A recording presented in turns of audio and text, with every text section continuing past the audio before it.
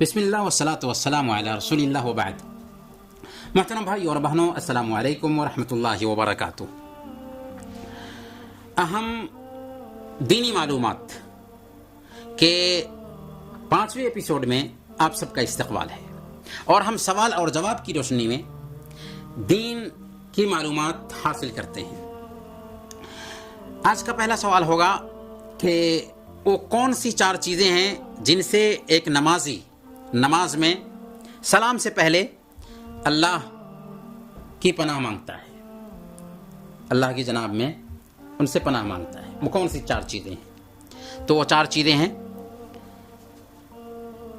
جہنم کے عذاب سے پناہ مانگنا، قبر کے عذاب سے پناہ مانگنا، زندہ اور مردہ یا زندگی اور موت کے فتنے سے پناہ مانگنا، اور مسیح دجال کے فتنے سے پناہ مانگنا.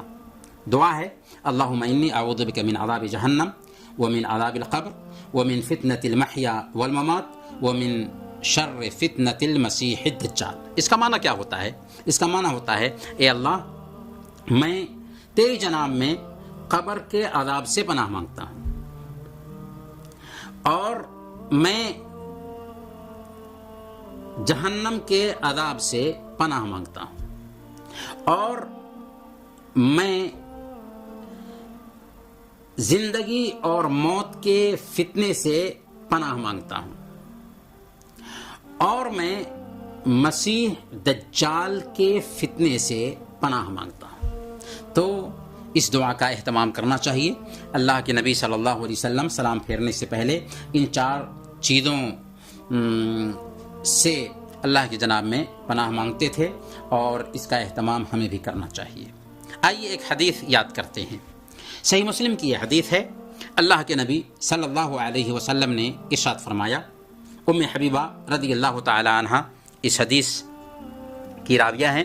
وہ بیان کرتی ہیں کہ میں نے اللہ کے نبی صلی اللہ علیہ وسلم کو فرماتے ہوئے سنا: ما من عبد مسلم یصلی للہ کل یوم 12 رکعۃ تطوعا غیر فریضۃ الا بنى اللہ له بیتا فی الجنہ.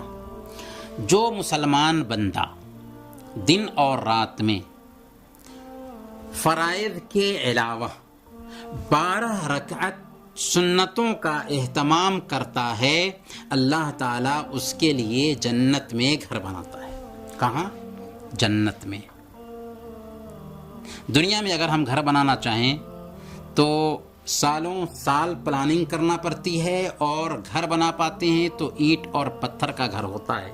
لیکن اللہ تعالیٰ ان 12 رکعت سنن مؤکدہ کا اہتمام کرنے کی وجہ سے ہمارے لیے جنت میں گھر بناتا ہے، جس کی ایک اینٹ سونے کی اور دوسری اینٹ چاندی کی ہوگی.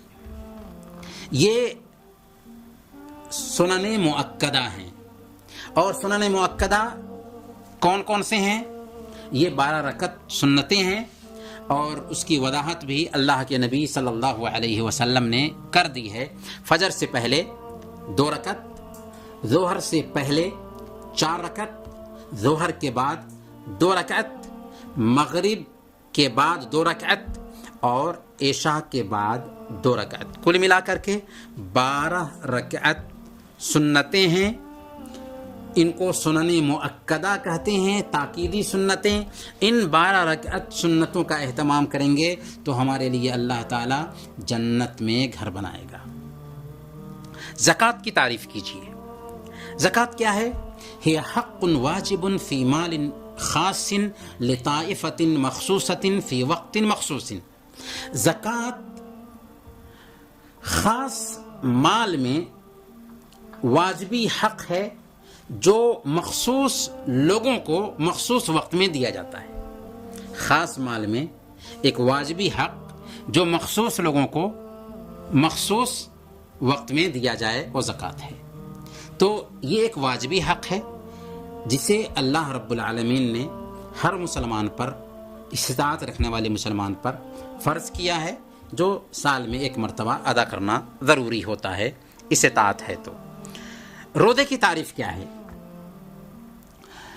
هو التعبد لله تعالى بالإمساك عن المفطرات من طلوع الفجر إلى غروب الشمس مع النية. کہ روزہ توڑ دینے والی چیزوں سے روک کر اپنے آپ کو عبادت کی نیت سے رکھنا، کب سے کب تک؟ طلوع فجر سے غروب آفتاب تک نیت کے ساتھ، یعنی عبادت کے ارادے سے طلوع فجر سے غروب آفتاب تک روزہ توڑنے والی چیزوں سے اپنے آپ کو روک لینا روزہ ہے۔ اور بہت ساری چیزیں ہیں جن سے ہمارا روزہ ٹوٹ جاتا ہے، اس کو بعد میں جانیں گے۔ ایک حدیث کو ہم جانتے ہیں اور اسے یاد کرتے ہیں۔ اللہ کے نبی صلی اللہ علیہ وسلم نے صحیح بخاری اور مسلم کی روایت کے مطابق بیان فرمایا، من صام رمضان ایمانا واحتسابا غفر له ما تقدم من ذنبه۔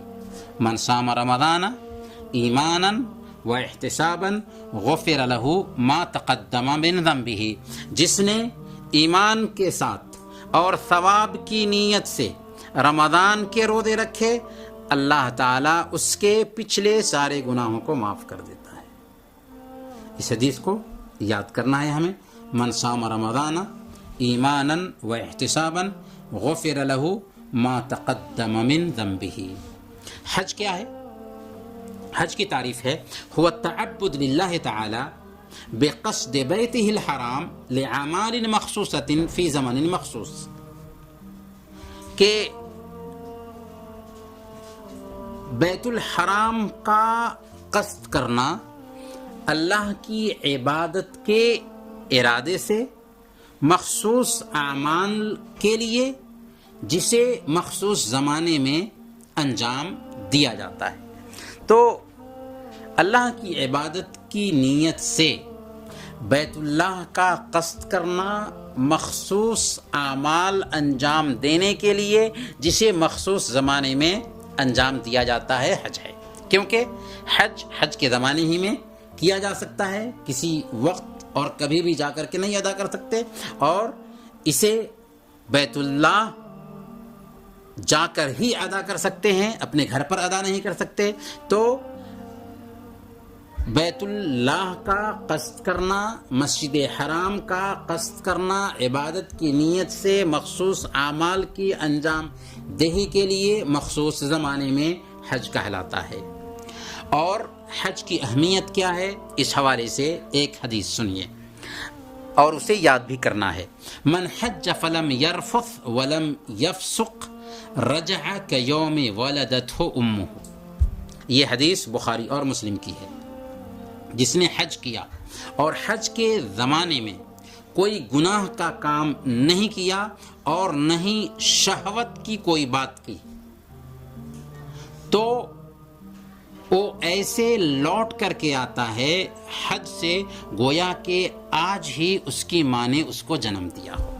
من حج فلم یرفث ولم یفسق رجع کیوم ولدتہ امہ، اس حدیث کو بھی ہمیں یاد کرنا ہے کہ جس نے حج کیا اور حج کے بیچ شہوت کا کام نہ کیا اور نہ ہی فسق و فجور کا کوئی کام کیا، تو جب وہ لوٹ کر کے آتا ہے تو ایسا ہوتا ہے گویا کہ آج ہی اس کی ماں نے اس کو جنم دیا ہو۔ انہی چند کلمات کے ساتھ ہم آپ سے رخصت ہوتے ہیں۔ وصلی اللہ علی نبینا محمد وعلی آلہ وصحبہ اجمعین۔